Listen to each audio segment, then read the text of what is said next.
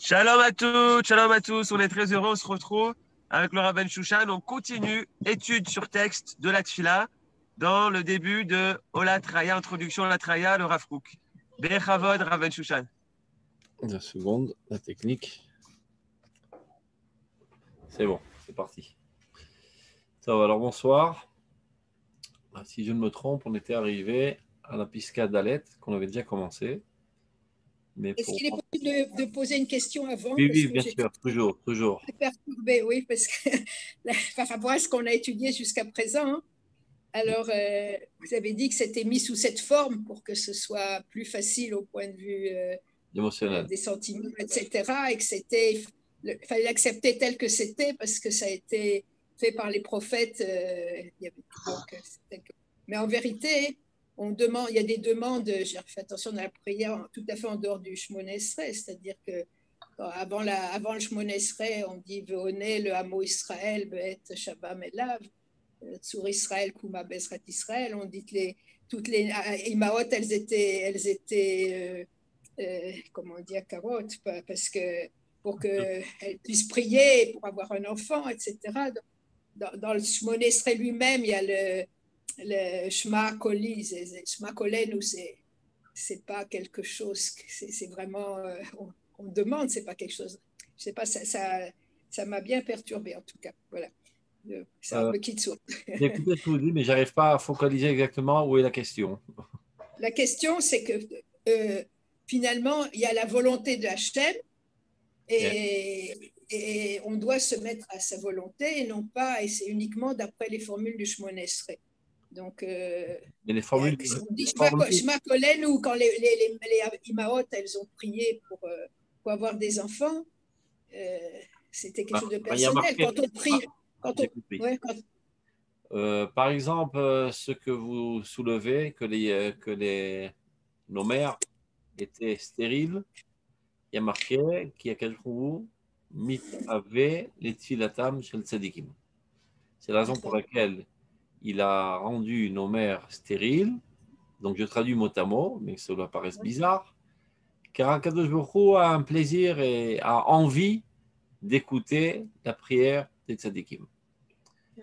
Donc, ça paraît assez bizarre de penser que Dieu est un capricieux, qui a des envies, et nous, on doit venir et compléter ses manques. Qu'est-ce que ça peut bien vouloir dire? Ben, il veut que les tzadikim soient en lien avec lui. Et là, on a expliqué à plusieurs reprises, comme Yad, Philin, quelle roche. Si vous pouvez éteindre votre micro, comme ça ne fera pas de bruit, et si vous avez une question, vous le rallumez. Donc, il veut qu'on soit en lien avec lui. Maintenant, reste à savoir, quand on demande un enfant, est-ce que c'est pour combler un manque individuel, parce que c'est un petit peu morbide d'être tout seul et il y a trop de silence dans la maison, ou bien c'est pour faire apparaître la volonté de Dieu dans ce monde, que le divin apparaisse à travers cet enfant. Maintenant, il y a des gens, bon, ils apportent des enfants au monde, et ben c'est bon. Mais quand on doit descendre des très très grandes âmes qui sont censées effectuer une révolution mondiale, comme Yitzhak et Yaakov, etc., et ben on ne peut pas se permettre d'une expression basse. Donc tant que les mères n'étaient pas arrivées à ce niveau de comprendre quelle est la catastrophe du fait qu'ils n'ont pas d'enfants, et pas seulement celle que eux l'ont conçue au début de leur parcours, et ben cette âme ne descendra pas dans ce monde. Donc Dieu, de manière générale, crée le manque pour qu'on s'élève. Et non pas on prie pour écarter le manque. C'est une piste qu'on explique, qu'on étudiera plus tard, où le Rav développe ça de manière très très profonde, mais globalement, c'est ça la réponse. Ça veut dire, Dieu veut que, par exemple, Rivka s'élève à une compréhension profonde du besoin de mettre au monde un enfant, et pas n'importe quel enfant, d'Yitzhak. Ben, il s'avère qu'au début de son parcours spirituel, quand elle était jeune, ben, ce n'est pas évident qu'elle comprenait exactement la hauteur de sa demande Et donc, tant qu'elle ne s'élève pas et qu'elle ne gravit pas les échelons à comprendre le véritable manque du fait qu'elle n'a pas Yitzhak dans ce monde, eh ben, Yitzhak ne descendra pas. Et ça, ce que ça veut dire, il ne s'agit pas d'un bon Dieu capricieux qui aime bien qu'on le supplie. Donc, il faut toujours savoir traduire tout ce qui est marqué dans la Torah. C'est marqué dans un langage assez banal, et ben pour pouvoir aussi communiquer avec les gens banals. La Torah n'est pas donnée seulement à une élite, mais à tout le peuple d'Israël, que chacun s'y retrouve. Donc, si on parlerait de manière trop abstraite, eh ben, les gens qui n'ont pas accès aux pensées abstraites seraient totalement déconnectés. Donc, la Torah a fait en sorte de parler de manière assez élémentaire, rudimentaire parfois même, en usant de termes humains concernant la divinité, car les gens qui n'ont pas, on va dire, de compréhension trop profonde et abstraite, eh bien, si on ne parle pas dans son langage, ils laisseront tomber. J'espère que j'ai réussi à répondre. Oui, aussi. dans ce point particulier, mais par exemple, si on prie pour une personne particulière. C'est pareil. C'est-à-dire la kavana doit être la suivante. J'ai compris. La kavana doit être la suivante. L'axiome de base est que Dieu veut se dévoiler dans ce monde.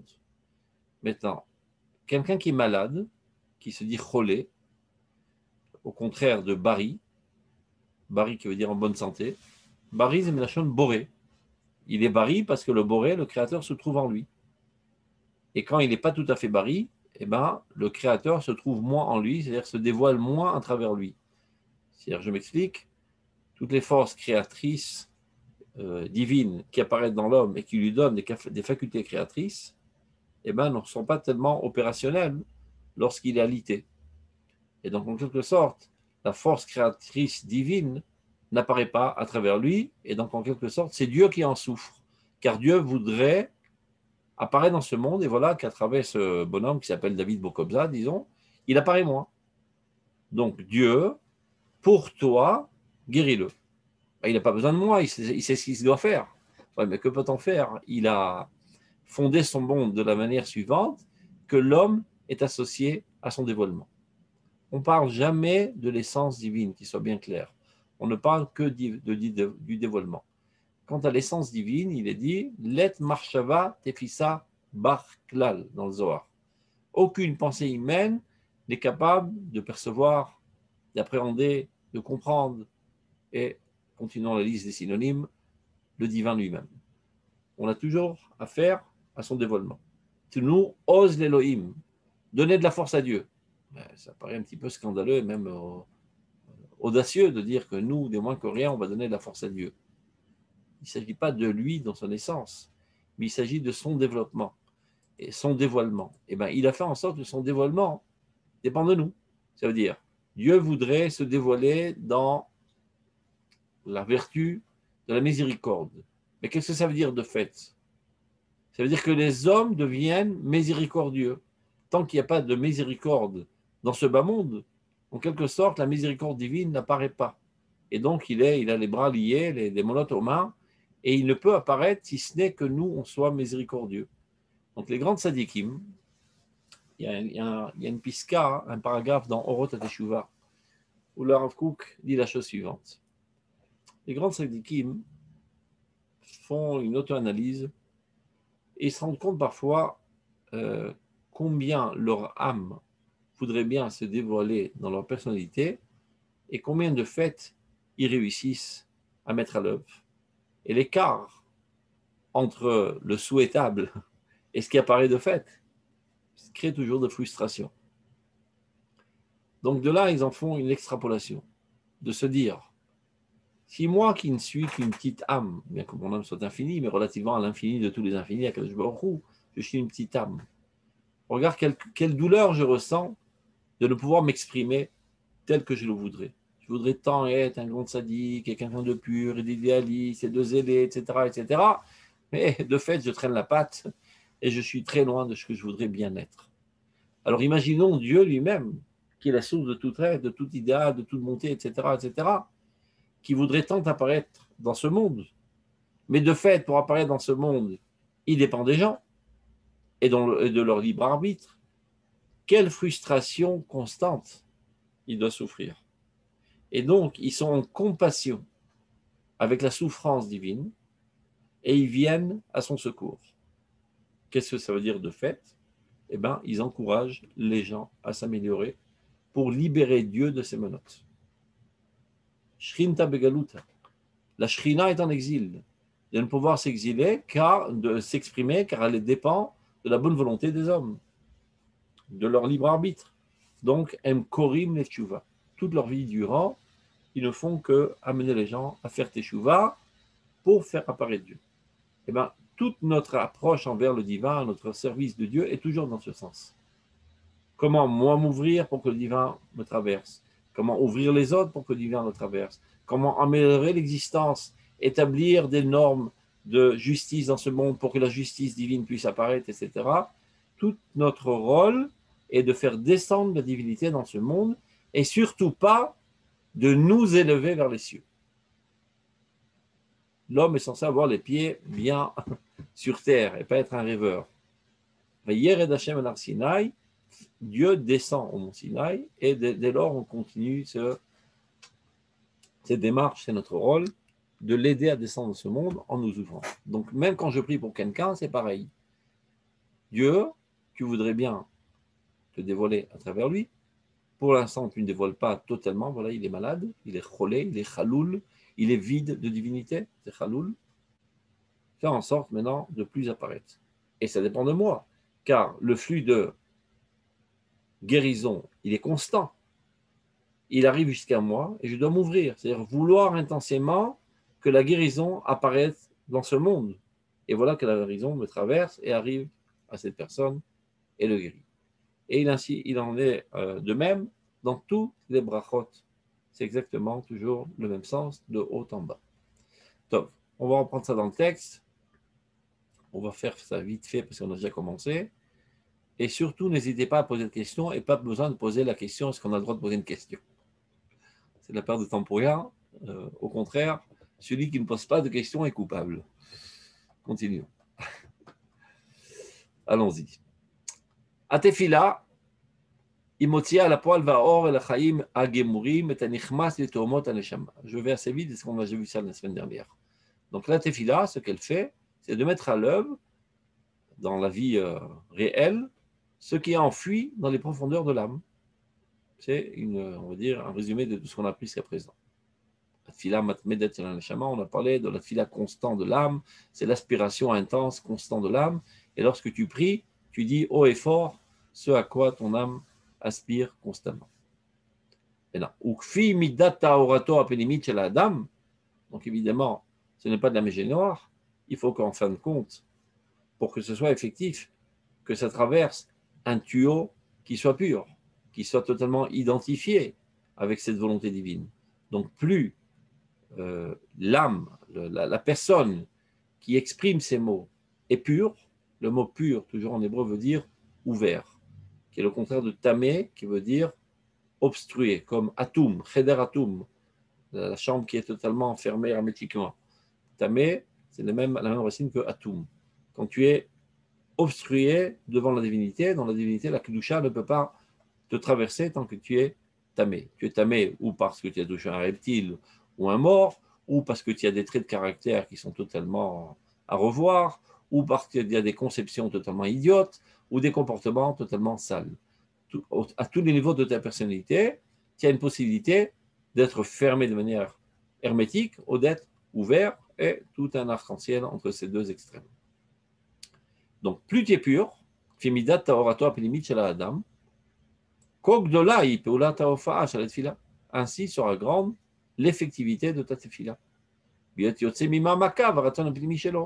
Car quand tu es pur, ça veut dire que tu es totalement identique à la volonté de Dieu. Alors quand tu t'exprimes, tu ne fais qu'exprimer ta volonté la plus interne et la plus authentique. Et voilà qu'il s'adresse maintenant à la source de vie de toutes les âmes, c'est-à-dire le divin qui est l'être premier, de tous les mondes. Qu'il soit bien clair, la prière a un effet très très fort et très puissant sur l'existence. Il n'y a pas de prière qui n'est pas effective. toutes les prières, des véritables prières, je répète 1000 fois, la prière, ce n'est pas une récitation machinale et rapide d'un texte, mais c'est de dire des mots auxquels on pense, on est concentré et on veut intensément. C'est ça la prière. Donc lorsque tu pries, toujours ça agit. Amila anixeret, et là on s'était attardé sur ce mot-là, Amila anixeret, le mot qui est tranché par nos lèvres et par nos dents. Et là on a développé le sujet de Otiot HaKodesh, les lettres saintes, qui sont les lettres, qui sont les éléments premiers que Dieu a créés, à partir desquels il a composé les autres créatures. L'être d'Israël, qui est à l'image de Dieu, plus il se rapproche de Dieu dans son comportement, dans ses idéaux, dans ses sentiments, dans ses traits de caractère, plus il acquiert cette capacité divine créatrice à travers les lettres, tout comme Dieu. Donc, de la même manière que Dieu a dit « Yehi or », que la lumière soit, et les lettres « Aleph Vavresh » se sont assemblées et ont créé de la lumière, et l'homme d'Israël qui est d'avec Bachem, qui est en proximité de Dieu, acquiert en lui cette capacité divine d'être lui aussi créatif.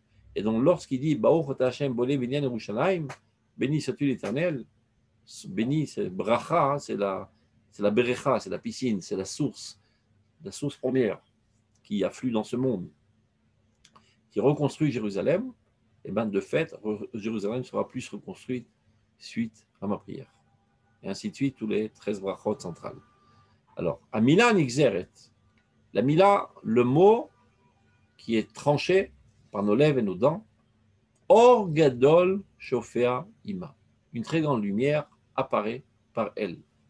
Les mots, il faut s'habituer à cette pensée, ne sont que des véhicules. Les mots font véhiculer des lumières. C'est vrai à l'échelle divine, mais c'est aussi vrai à l'échelle humaine. Lorsqu'on communique, il y a des lumières qui sont véhiculées par nos mots. Il y a des pensées, il y a des aspirations, il y a des sentiments. Vous voyez très bien, quelqu'un d'ému,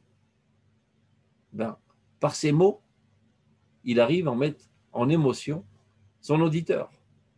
La lumière qui était en lui de languissement du bien, d'aspiration vers la noblesse et la grandeur et l'idéal, etc., il arrive à la transmettre et allumer son auditeur.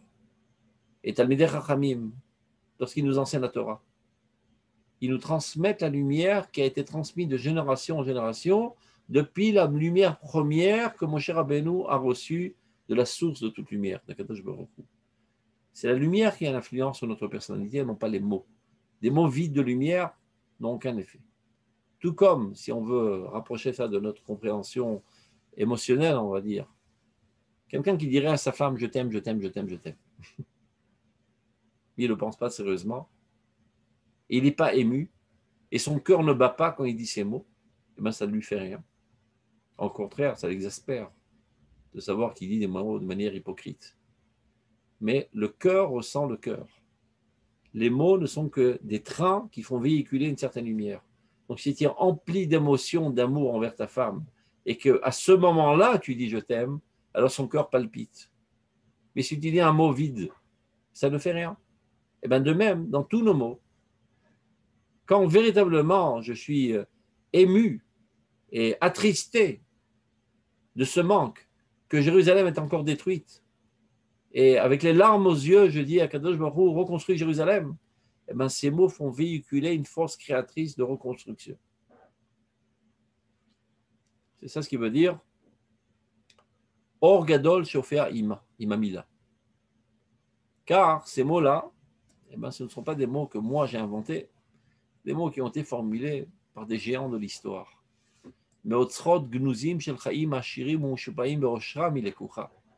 C'est un mot qui a été pris des trésors de vie les plus profonds. Ces Chachamim, à l'aide de ces prophètes, ont su puiser de la source de tout être les mots adéquats qui ont une capacité d'agir. Maintenant, c'est à toi d'être ouvert, d'être transparent, d'être éponge, on va dire, pour pouvoir les intégrer en toi et les exprimer intensément, et alors ils agissent. Fimida chez la chadira plimit chez la. plus tu pénètres, ou plus ces mots te pénètrent, ou plus toi tu pénètres, ton âme pénètre dans ces mots, peu importe le sens. Ainsi sera grand l'envol de lumière qu'elle dévoile. Parce que le Mila en hébreu, c'est en féminin. Mehava ou Molida. Qu'elle réalise, qu'elle fait être, c'est ça Mehava, et Molida, et qu'elle engendre. Toutes sortes de processus sont déclenchés, sont engendrés à la suite des mots que tu viens de prononcer. Donc j'avais donné une image la fois précédente pour qu'on comprenne, parce que des fois, à force de parler à ces hautes sphères, on pourrait entrer dans des conceptions magiques et mystiques. Il faut s'en écarter comme de la peste de toutes ces perceptions de la Torah. Il faut démystifier la Torah. Il y a une relation dans ce monde, il y a, on va dire, une approche morale et une approche fondée sur la relation de cause à effet. Mais toute la science concrète, elle est fondée sur la relation de cause à effet. C'est ce que fait un scientifique. Essayer de comprendre quelles sont les causes qui amènent à cet effet. Et dès que les causes existent, ben, il est persuadé à 1 milliard % que l'effet aura lieu. Il n'a pas besoin d'attendre avec en observant sa montre quand est-ce que ça. C'est-à-dire quand tu mets l'eau sur le feu, mais tu sais très bien que ça va bouillir. Tu peux dire on va voir, peut-être que oui, peut-être que non, on va dire un pérec télim pour que ça marche. Ça bouillit sans aucun doute. Si toutes les causes y sont, eh ben, l'effet apparaîtra. C'est comme ça qu'est fondée la science. Et si ce n'est que c'était fondé de cette manière, on pourrait rien programmer par avance et on ne monterait jamais dans un avion parce qu'on va savoir si cette fois la force, cette loi qui permet l'envol va marcher ou ne va pas marcher. On pourrait faire aucune démarche scientifique. Mais il s'avère que, mis à part cette approche qui est vraie, dans ce monde, il y a aussi un autre mécanisme, si on peut parler de mécanisme, parce que c'est une liberté totale. Zavana Moussarit, la compréhension morale du monde, qui n'est pas moins forte et qui n'est pas moins reliée par des lois très exactes. D'ailleurs, on le dit tous les jours, mais on dit ça de manière tellement machinale parfois qu'on ne fait même pas attention aux mots qu'on dit. Tous les jours, un bon juif religieux dit 3 fois par jour dans le Kriyat Shema,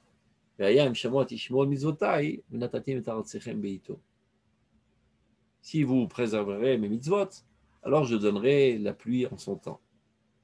Pourtant, à l'école, ce n'est pas ce qu'on a appris. Hein. La pluie, ce n'est pas comme ça que ça se fait. Il y a le soleil qui fait évaporer l'eau et ça fait des nuages.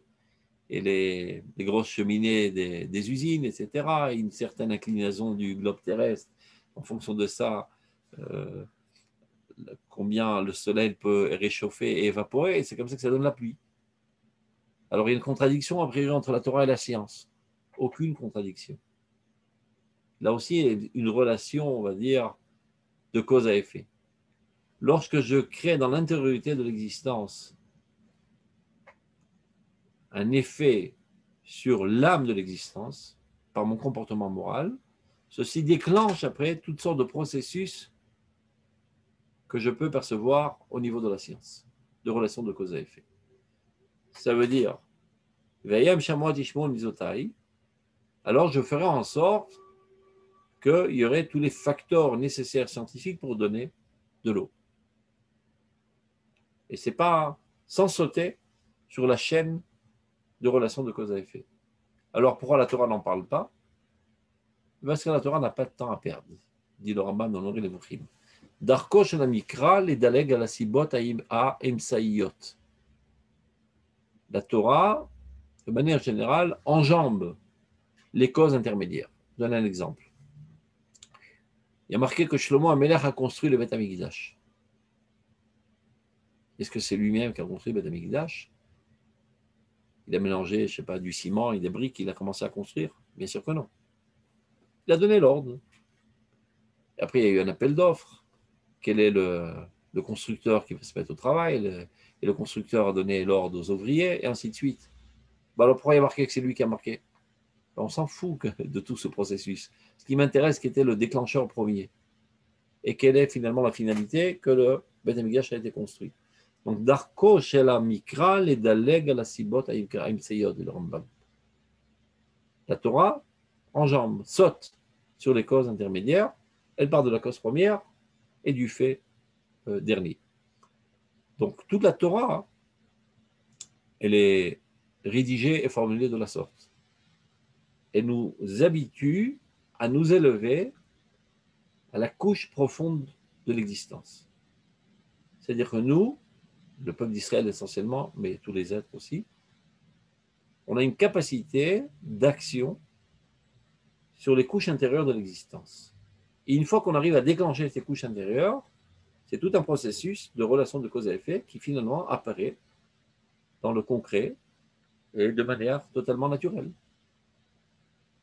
Et bien chaque fois qu'on prie, c'est ce qui se passe. Quand je prie intensément et je demande le rassemblement des exilés, et ben, ça fait un changement dans l'intériorité de l'existence qui finalement aura des répercussions sur les consciences. Et voilà que le ministre de l'Aliyah et de l'intégration, qui aujourd'hui est une Éthiopienne très sympa, se réveille de matin de bonne humeur, avec un élan d'enthousiasme, et de dire, on va partir de maintenant, on va tout faire pour alléger la tâche et permettre aux médecins français de rentrer en Eretz Israël sans trop de mettre de barrage sur leur chemin. On pourrait dire, bon, elle arrivait d'elle-même, elle arrivait d'elle-même, après toutes sortes de réflexions, de conclusions. Mais il y a pas mal de personnes qui ont eu ces réflexions qui ne sont pas arrivées finalement à mettre ça au point, ou bien même de le vouloir. Tu as rajouté un facteur dans sa réflexion et finalement sa mise à l'œuvre. Tu as rempli, tu as construit quelque chose dans le monde intérieur qui se propage dans toutes les âmes d'Israël et ça arrive finalement à sa bonne adresse parce que c'est elle la responsable. Et voilà qu'elle a une volonté plus intense et on va dire, une détermination. Elle arrive à mettre ça au point malgré tous les entraves et tous les intéressants qui ne sont pas intéressés que ceux-ci se mettent à l'œuvre, etc., grâce à ta prière. Mais non, viendrait un historien analyser qu'est-ce qui a déclenché, il va trouver toutes sortes de causes qui sont toutes vraies. Mais il y a une cause première que lui n'a pas accès à elle. Et tout notre monde œuvre de cette manière. Je m'explique. Si par exemple on demande à un historien qu'est-ce qui a entraîné la chute de l'État d'Israël il y a 2000 ans, mais il veut dire parce qu'il y avait des isanies au sein de la société israélienne.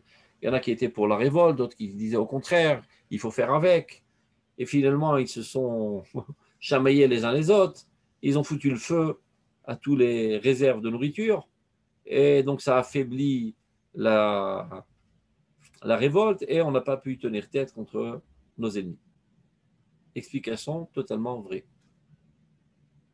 Et Ramim nous disent à cause de Sinatrinam, à cause de la haine gratuite qu'il y avait entre nous, c'est-à-dire la non-compréhension de l'individu, de l'importance de la collectivité, c'est ça Sinatrinam, Dieu nous a punis et on a été exilés en dehors d'Eretz Israël. Et on a été ici incendiés, il y a eu énormément de pogroms, etc. etc. Bon alors, a priori, ce sont deux approches différentes. C'est exactement la même chose. Chachamim parle de la destruction qu'on a créée dans la couche intérieure de l'existence, par la Sinatrinam. Alors, de fait, comment cela a fait boule de neige? Non, si, ça, c'est assez compréhensible. S'il y a de la haine, de la non-compréhension du Yachad Aloumi, c'est-à-dire de l'unité nationale, et que ceci réalise la valeur ultime, bon, on en arrive finalement à des controverses virulentes, à s'escarmoucher les uns les autres, jusqu'à arriver à s'entretuer les uns les autres. Et finalement, on fout le feu aux réserves de nourriture, rien que pour montrer que mon idéologie est plus raisonnable que la tienne, et finalement, on n'a pas la force de tenir tête contre nos ennemis. Donc, il n'y a pas de controverse. Chachamim nous parle toujours de l'intériorité de l'existence, comment agir sur elle, et qu'est-ce qui risque de porter atteinte à l'intériorité de l'existence, car nous ne sommes pas qu'un corps, nous avons aussi une âme. Donc on agit toujours dans ces deux dimensions, au niveau de notre âme, au niveau de nos pensées, de nos aspirations, de notre pureté, sur l'intériorité de l'existence, et après, de fait, on prend nos mains, nos pieds et notre corps, et on agit sur l'extériorité de l'existence, et les deux sont nécessaires, et sont compatibles, et même complémentaires. Donc, lorsque Rav dit ou Meshupaim Yoshram Ilekucha, ou Fiota Mida Shel Chadira Pnimit Shela, Kach Gdola et Teufa Orit Shela Mimagala, Me'ava ou Melida. Plus tu pries intensément, plus cela fait propager une lumière dans ce monde qui, de fait, va faire être une nouvelle existence et engendrer une nouvelle existence dans ce monde. Birur Abitui Mevarer Pirte Aora. De manière générale, ce qui nous importe, c'est de faire apparaître la lumière de Dieu dans ce monde. Bon, c'est un grand mot. C'est quelque chose d'infini, la lumière de Dieu dans ce monde. Et lorsqu'on exprime de manière claire, Birur, c'est Menechet HaBirur, c'est le tri. C'est ceci et pas cela. Donc on focalise sur un détail de l'idéal. De manière générale, on veut que la bonté divine apparaisse dans ce monde et donc tout le monde sera parfait. Mais maintenant, je commence à détailler. Le bien divin apparaît dans ce monde, ça commence par la réunion des exilés, la reconstruction de Jérusalem, l'établissement de la justice dans la société israélienne. Tout ça, ce sont les détails. C'est comme ça qu'on détaille la lumière divine. Donc, Birur Abitui, Mevarer Pirte Aora. La clarté de l'expression de manière bien choisie, clarifie, on va dire, les détails de la lumière divine. Et, de fait, Megashem et Ametziut Bechefet Barou Mesuman. Et ceci, finalement, se concrétise dans l'existence par une volonté divine bien clarifiée et bien déterminée. Vadvarim olchim vanaasim. Et il faut savoir que les choses, finalement, se concrétisent et ont lieu de fait dans le monde du concret. Ve'i efshar letfila shelo ta'aseh rishuma. Qu'il soit bien clair, il n'y a aucune de fila qui n'a pas un véritable impact réel sur l'existence. Mais non, on peut dire, mais non, j'ai prié et je n'ai pas vu. Voilà. Ça fait 10 ans que je prie et il est encore malade. Ça fait 10 ans que je prie pour avoir une bonne parlassa, je suis toujours dans la galère et je n'ai pas un sou dans la poche, je suis fauché comme du blé. אם היא פועלת את פעולתה על פי המטרה הפרטית המסוימת שלה, או מסבבת דרכים מסובכים, אלה הם מפלאות דמים דעים. Il reste à savoir, est-ce que ma prière agit selon l'objectif bien déterminé que moi j'ai défini, selon ma compréhension de l'enchaînement des événements qu'il devrait avoir, ou bien, mais ça beve drachim, elle déclenche toutes sortes de cheminements nombreux et complexes que je ne comprends pas. À mon avis, moi, pour le bien d'Israël, ça doit aller dans ce sens. Et voilà que, de fait, ça va totalement à contresens de mes projets. Donc j'ai comme l'impression que ma prière n'a servi à rien. Tu vois, tout ce que j'ai prié, ça allait exactement dans l'autre sens. Elehem ipleot demim deim. Ceci appartient au mystère, on va dire, du parfait de la raison. C'est un mystère pour nous, mais pour lui, tout est clair. Nous, on ne comprend pas comment ça marche. Selon mon projet, ce qu'il faudrait, je donne un exemple actuel dans l'actualité journalière de notre situation en Eretz Israël, il aurait dû s'édifier un gouvernement avec la droite et les religieux et les ultra-orthodoxes, et ça aurait été le bonheur parfait pour la nation d'Israël. Et Dieu, lui, il a d'autres plans. Il met en place un gouvernement fondé sur une supercherie qui n'a jamais eu lieu dans l'histoire de la politique humaine, qui exaspère par masse de conscience. On verra ce que ça va donner. Il se peut très bien qu'à courte échéance, ça fasse pas mal de dégâts, très graves. Alors on a comme l'impression que voilà, l'histoire maintenant se déroule à contresens et casse tout le travail qu'on a fait depuis 100 ans de sionisme, et tout va être écrabouillé. T'en fais pas. Goel Chazak Betochenu. Il y a un grand délivreur qui vit parmi nous et qui, lui, a le contrôle de l'histoire. Akadosh Baruch Hu, ou Baal, Adon Kol HaMaasim. C'est lui le maître de toutes les actions. Ou Baal HaMilchamot. C'est lui le propriétaire et le maître de toutes les guerres. Rien n'est fait de manière hasardeuse et arbitraire. Tout est calculé au micron près. Parfois, il y a des chemins complexes qui contournent et qui finalement, comme un boomerang, reviennent de plus belle. Et nous, des fois, ça dépasse notre entente humaine. Alors on a comme l'impression que tout va à contresens et qu'on s'est gouré et que notre prière n'a pas été effective et on commence à avoir des sentiments de culpabilité, etc. Calmos. Yoshev Hashamayim Yishak Lamo.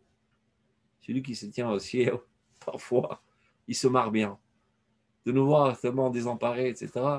Mais il sait très bien que c'est pour notre bien parce que seulement ces événements qui nous paraissent catastrophiques, parfois nous sortent de notre torpeur et mettent à l'œuvre toutes nos potentialités qui étaient endormies et qui éveillent le poil de la bête en nous et on se met à travailler comme il le faut. Et finalement, ça fait un grand saut dans l'histoire. C'est-à-dire, selon notre manière de voir les choses, on aurait avancé de 10 mètres. Dieu nous fait reculer de 50 mètres. Alors là, on entre en hystérie totale. Alors ça, et alors là, finalement, on saute 100 km en avant. Des fois, c'est au sein de nous les problèmes. Des fois, c'est les goïms qui viennent a priori nous exterminer. Alors, on n'a pas le choix. Pour sauver notre vie, on sort comme des lions à la guerre. Et grâce à ça, on libère Jérusalem, on libère la Judée-Samarie, on libère le Golan. Et un grand saut dans la progression de l'histoire et de la Goula du peuple d'Israël et de l'humanité entière. Zé, Ipliot, Temim, Deim. Et ce processus qui nous paraît aller à contresens était le fruit de notre tefila. Donc ta tefila était effective. Tu ne comprends pas comment ça marche.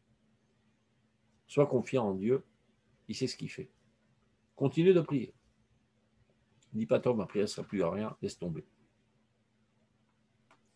Je peux poser une question? Je t'accuse de poser la question s'il y a droit de poser une question. C'est ça. D'après ce que vous dites, Dieu, il a des processus compliqués pour nous. Et chaque fois qu'il nous arrive quelque chose, vous avez pas parlé de politique, mais enfin, peu importe. Mais j'ai le droit d'être déçu. Tu as le droit de, on va dire, d'être tsar, parce que tu n'es pas un fakir. C'est pas un manque d'émouna? Non. Quand tu te ramasses une claque, ça fait mal. Mais ce n'est pas pour autant que tu dois être triste. C'est-à-dire, quand tu vas chez le chirurgien et il t'opère, ça fait mal. Mais tu es très content de guérir. C'est clair, la parabole? C'est le médecin par excellence. Donc, il sait donner les remèdes adéquats. Et des fois, les remèdes sont douloureux. Et je ne veux pas dire non, c'est pas grave. C'est d'Afka la douleur qui permet de progresser. Et au contraire, je renforce la question. Quand quelqu'un reçoit des Issourim, s'il dit, bon, c'est pas grave, dit le Rambam ou Arzari, c'est quelqu'un de cruel, parce qu'il va se ramener des Issourim encore plus graves sur la tête. Parce que tu pourrais réagir de manière non émonite. Lors allez-nous, quelqu'un, je ne sais pas, son fils s'est fait écraser, et il est mort. Il dit, bon, ça arrive, hein, il y a tous les ans 500 morts sur la route, il faut bien que ça tombe sur quelqu'un. On ne peut pas toujours espérer que ça tombe sur les autres. Donc, cette fois, ça m'est tombé dessus. A priori, c'est une réaction rationnelle, normale. Une analyse normale de l'existence dit que, statistiquement parlant, il y a environ 500 morts sur les routes tous les ans. Bon, il faut bien que ça tombe sur quelqu'un, c'est tombé sur mon fils. Et continuons de vivre, rien ne s'est passé. Si tu réagis de cette manière, dit le Rambam, à ta Arzari, parce que Dieu t'a interpellé et tu ne prends pas ça en considération. Au contraire, tu dois intérioriser la souffrance. pas la tristesse, la souffrance, la douleur. Être conscient du fait que ça fait mal et renforcer même la douleur. Et de comprendre que c'est des tov. L'issouré ava, kaparat avonot. Et même dans les choses les plus banales, dit la Gemara, tu rentres la main dans la poche pour tirer un shekel, et bien finalement, tu as tiré un demi-shekel. Bon, c'est pas grave, c'est un truc vraiment banal. Kaparat avonot. Ah, ben, je dois rentrer ma main, c'est de la perte de temps et encore de l'énergie à investir. C'est idiot, mais c'est quand même quelque chose. Bon, c'est le remède que tu avais besoin, c'est tout. Bon, si tu réagis pas à ce remède, on te donnera un autre remède, une douleur plus grande. Et si même au deuxième, tu ne réagis pas, on te donnera un troisième remède encore plus douloureux. Et tout est pour le bien. Kolman David Rahman al Etabadi. Tout ce que Dieu fait, c'est pour le bien. Eh ben, j'y comprends rien parce que je ne suis pas chirurgien. Lui, c'est ce qu'il fait. Sois confiant. Donc, Ukfi Ota Amida, on reprend. Birur Abitou, Mevarer Birte Aora. Megashem Tamitziut, Bechefet Zaron Mezuman, on a déjà vu ça. Vivchar les tfila, chez l'autre assez de Rishuma. C'est l'axiome de base. Il n'y a aucune fila qui n'a pas d'impact. Donc, qu'elle agit selon mes programmes à moi, ma compréhension de l'itinéraire de l'histoire, qu'elle soit individuelle, familiale, conjugale, peu importe, de mon histoire, ou bien selon les plans divins, de manière complexe, ben ça dépend des mystères de Dieu.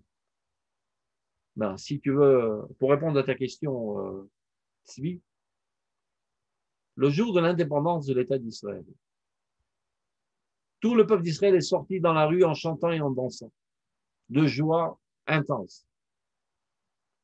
Le Rav Siouda a pleuré toute la nuit. Et Arzi Chilkou,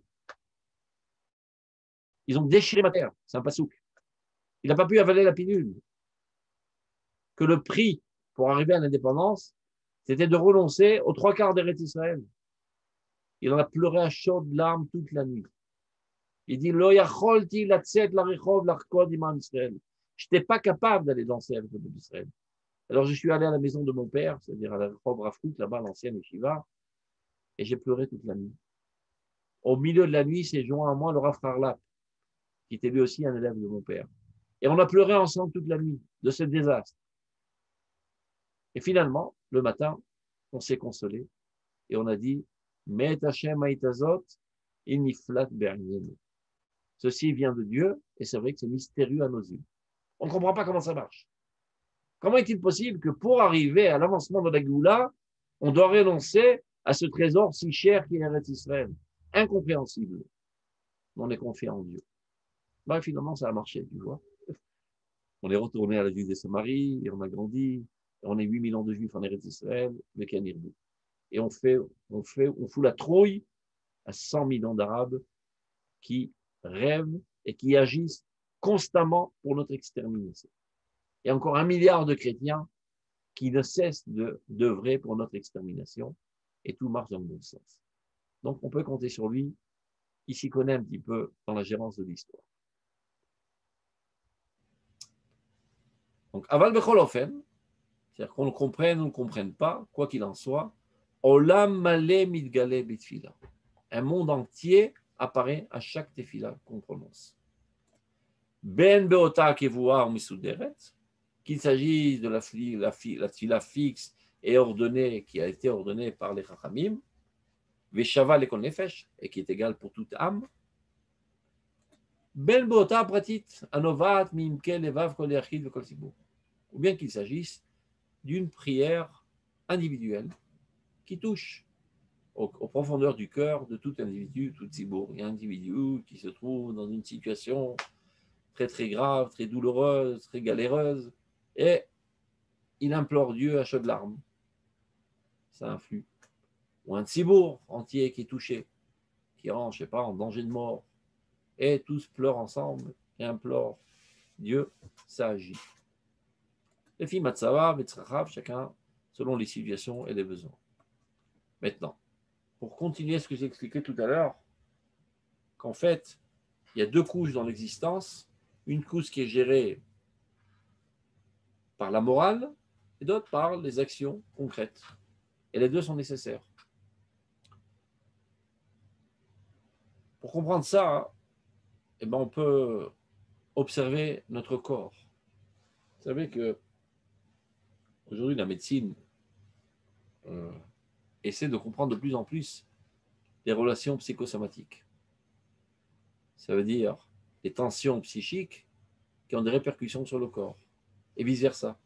Les problèmes corporels qui ont des répercussions sur le psychique. Parce qu'on ne fait qu'un. L'âme et le corps ne réalisent qu'une seule entité, et il y a des interactions.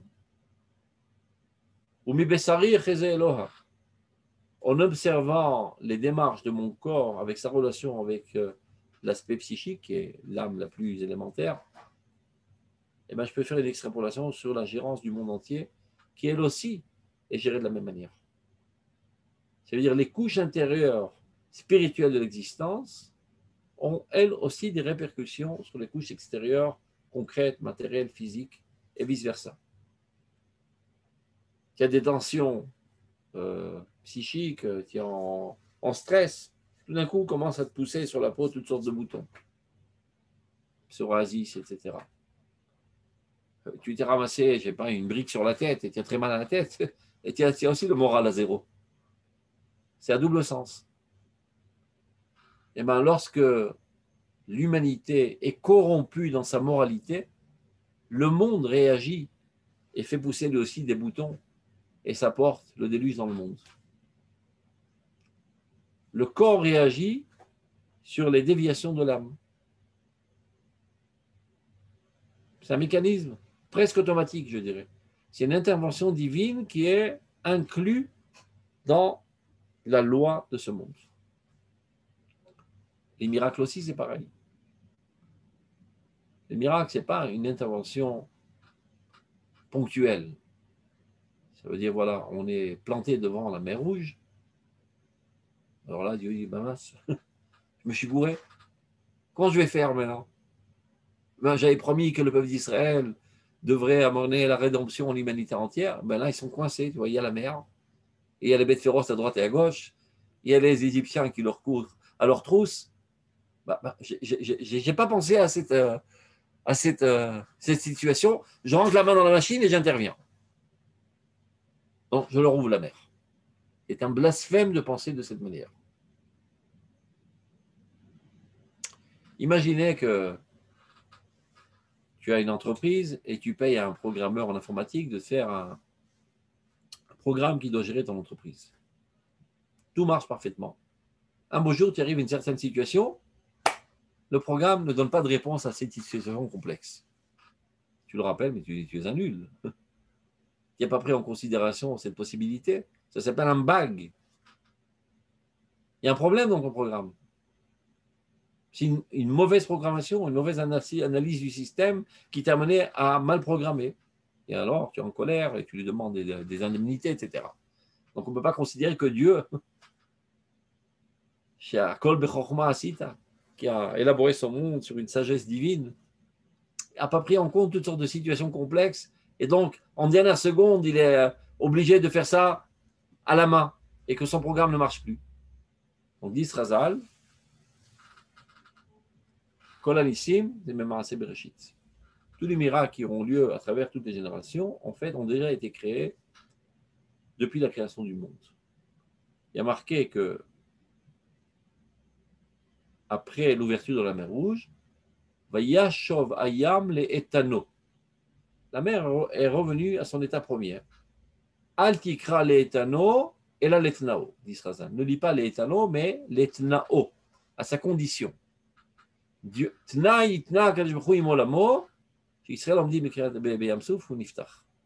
avait déjà ancré dans la loi de la nature cette condition que lorsque le peuple d'Israël se tiendrait au seuil de la mer Rouge, il s'ouvrirait. Alors, pour un petit peu rapprocher ça de notre compréhension, je vais vous donner un exemple du monde de l'informatique.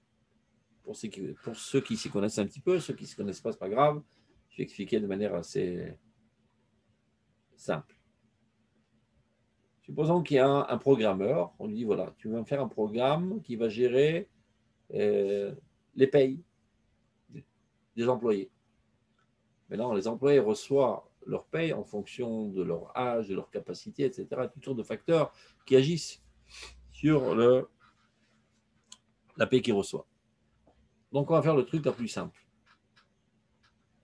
If Oved Katan Bishloshim, then Maskoret Shave 50 shekel Eshar. Si l'employé a moins de 30 ans, alors il reçoit 50 shekels de l'heure.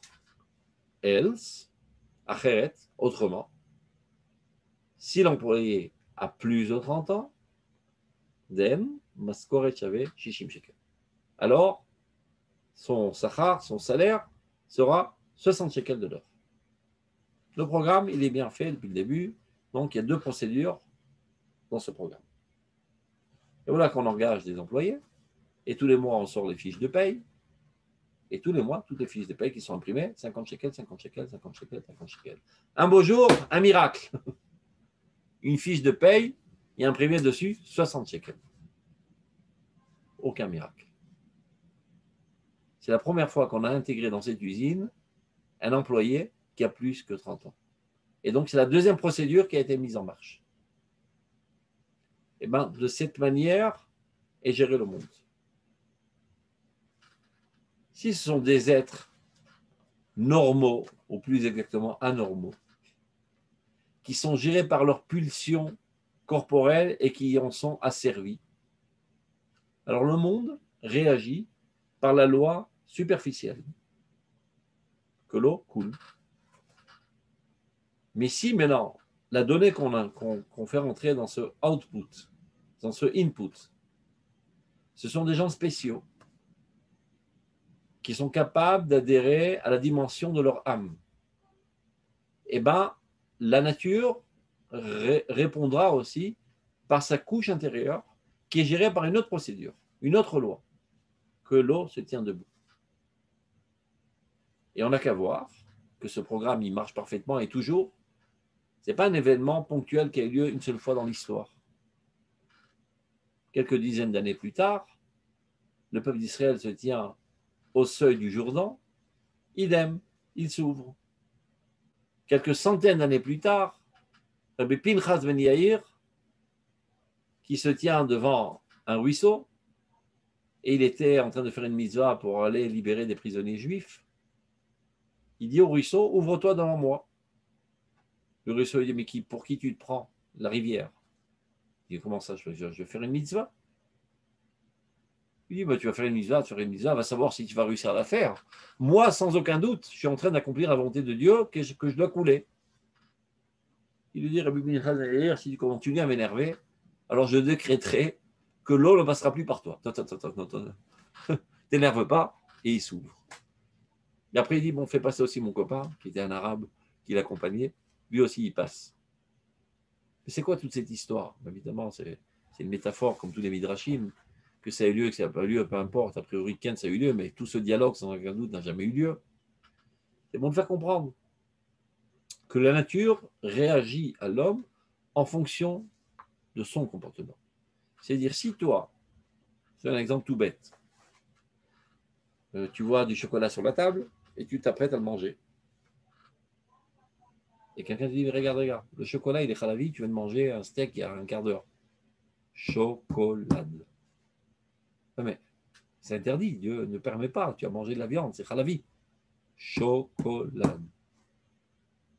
Il n'est pas capable de surmonter ses pulsions corporelles. Il est géré par son corps, au lieu d'être géré par ses compréhensions, ses aspirations, ses idéaux, qui sont l'expression la plus profonde de son âme. Pas de problème. Si chez toi, c'est l'aspect superficiel qui gère ton existence, tu rencontreras la nature dans ses lois extérieures. Si par contre, toi, tu es capable de t'auto-gérer selon ta couche intérieure profonde de ton âme, tu rencontreras la nature aussi dans les lois profondes qui la gèrent. Et ce n'est pas un miracle. C'est un miracle parce que ça sort de l'ordinaire. Qu'est-ce que veut dire le mot « nes » en hébreu? La mise d'un nes, c'est d'élever l'étendard. C'est quelque chose qu'on repère de loin, parce que ça sort de l'ordinaire. Mais ce n'est pas plus dur pour Dieu de faire couler l'eau que de dresser l'eau. Ça ne demande pas plus d'efforts et une intervention supplémentaire. Ceci est gravé dans la nature même de l'existence que Dieu a créée. Tout ça comme introduction pour comprendre ce que le Rav va dire. Regardez. Donc vous avez compris qu'il y a plusieurs couches dans l'existence. En fonction de la couche qui te gère à toi, c'est comme ça qu'il y a une influence sur la couche intérieure ou extérieure du monde. Regardez. Yachad, im kol atrunot haolamiyot, ha'elyonot v'atachtonot. C'est-à-dire avec tous les caractères de ce monde, les caractéristiques, on va dire, suprêmes, ou moins suprêmes, plus bas. Im kol ha'ishtalmut ha'ma'asit v'achevratit. La perfection de ce monde au niveau concret, au niveau du social, c'est-à-dire tous, chacun de nous, nous agissons pour améliorer ce monde. Il y en a qui améliorent le confort matériel, qu'on ait de la clim, qu'on ait des voitures, qu'on ait des avions. Il y en a d'autres qui améliorent le confort social, qui a une justice sociale, qui a une entraide sociale, qui a la coupe patrolim, qui a la retraite, etc. Tout ça, ce sont des œuvres très, très positives qui améliorent le monde. À Sikhlit, à Molachoutit, au niveau intellectuel, au niveau manuel.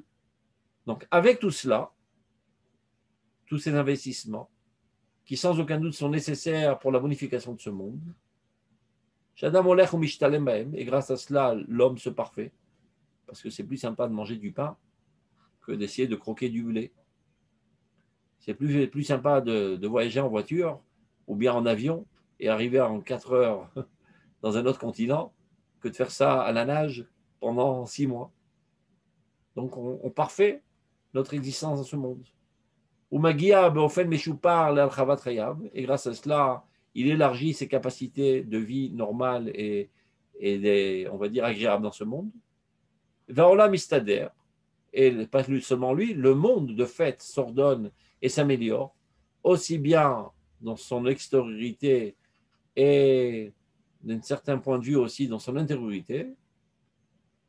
Tavo berosh kulam, c'est-à-dire, mis à part tous ces efforts qui sont nécessaires et qui sont effectifs et qui améliorent le monde, ce qui doit tout précéder, au tas d'ara pénimit.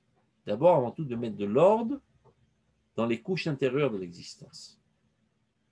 Rosh kol hagourmim, ce qui se tient à la tête de tous les facteurs, qui déclencheront finalement une relation de cause à effet qui amélioreront ce monde. Les chol hama'avayim, de tous les désirs. Atefila, c'est ça qui doit tout précéder d'abord et avant tout. La prière. Qui va rajouter de la force et de la puissance dans toutes les ramifications de la vie. Ça veut dire, je veux agir pour que l'intégration des Olim soit meilleure en Eretz Israël. Alors je construis toutes sortes de plans et j'analyse les problèmes, les manques à combler pour qu'ils aient un minimum d'entrave et qu'ils réussissent au mieux dans leur intégration en Eretz Israël. Tout ça est très important et il faut le faire. D'abord et avant tout, je prie de tout mon cœur que tout juif qui arrive en Eretz Israël réussisse à s'intégrer et à être heureux et à réussir dans l'éducation de ses enfants, etc. Et c'est comme ça que je construis d'abord l'intériorité de l'existence. Une fois que j'ai fait ça, je retrousse mes manches et je descends sur le champ d'action et je commence à agir. Et les deux sont nécessaires. J'ai d'abord construit l'intériorité de l'existence et après je me mets au travail pour l'extériorité de l'existence. Et les deux sont nécessaires. Mais qu'est-ce qui précède d'abord avant tout? La tefila. Je veux ouvrir une entreprise, je fais un plan de travail, je fais attention de ne pas trop investir, de ne pas trop m'écrouler, je prends des conseils avec des économistes, etc. Tout ça est nécessaire. Avant tout ça, je prie Dieu que ça marche. Je veux me marier. Alors, je rentre dans tous les sites pour trouver un conjoint adéquat. Je fais appel à tous les chatranim, à tous mes copains, j'en parle, etc. J'investis énormément d'efforts. Avant tout ça, je prie de rencontrer le bon ou la bonne. et que ça marche et qu'il n'y ait pas trop de problèmes et que je continue à être marié. Parce qu'il y a des gens qui pensent que la mitzvah, c'est de se marier. Grosse erreur. La mitzvah, c'est de rester marié dans le bonheur. Donc, t'avo l'école, réchute l'école, à tes filas, chez Tosif, t'es une quoi, votre l'école, l'istafut achayim. L'école, à tarsissim, à tarboutim, à chifrulem, et qui précèdent toutes les stratagèmes de civilisation et leur sophistication. Maintenant, combien investir en cela et en cela? Combien de pourcentage dans l'intériorité de la vie et dans l'extériorité de la vie? Et Beyrouth, Yeda, Adam, avec une clarté, une clairvoyance, l'homme saura les chaven et amenayot, de bien doser les pourcentages. Chez la tfila, mais chez la masse. Tu ne peux pas compter que sur le miracle et dire voilà, je vais prier et tout va se dérouler. Et tu ne peux pas compter que sur ton action de penser que tout va se dérouler très bien sans prière. Il y a marqué dans le Gemara, que doit faire l'homme pour réussir dans le commerce? Eh bien, qu'il fasse des affaires. Il y a plein qui ont fait des affaires et qui ont fait faillite. Alors qu'ils prient. Eh bien, il y en a plein qui ont prié et ça n'a rien donné. Ha beloha losagi, dit la Gemara. L'un sans l'autre, ça ne suffit pas. Il faut les deux. Shalat filav, shalat maaseh. Veshalit kelulutam zebazeh, et leur complémentarité l'un envers l'autre. Donc, ça veut dire avec les clairvoyances, chacun sait plus ou moins où il en est. Il y a des gens qui sont au summum de la sainteté et de la spiritualité, leur pensée elle-même agit. Et leur prière elle-même agit sans rien faire. Ça peut dire que rien ne va être fait, d'autres personnes le feront. Il y a des gens qui ne se trouvent pas au spitz de la pyramide. Et chacun ne doit pas vivre dans des fantasmes. Et de savoir exactement évaluer son niveau et en fonction de ça, combien investir dans la prière, combien investir dans l'action. De manière intuitive, s'il ne sait pas, il prend conseil, etc. Ma maison est une maison de prière pour tous les peuples, pour toutes les personnes, pour tous les profils. Chacun a sa place dans la prière, chacun son niveau d'investissement et de pourcentage et d'intensité de prière. Toutes les prières seront acceptées. Et je vois que Yohan m'a fait signe que j'ai débordé. Et je suppose qu'il y a un autre cours après. Je comprends tes sourires. Et tu as raison. Mais la prochaine fois, arrête-moi alors, parce que s'il y a quelqu'un, je ne veux pas empiéter sur son cours. Tov, portez-vous bien. C'était assez clair. Kol Tov. Shalom, shalom. Shalom. Shabbat shalom. Shalom. Shalom.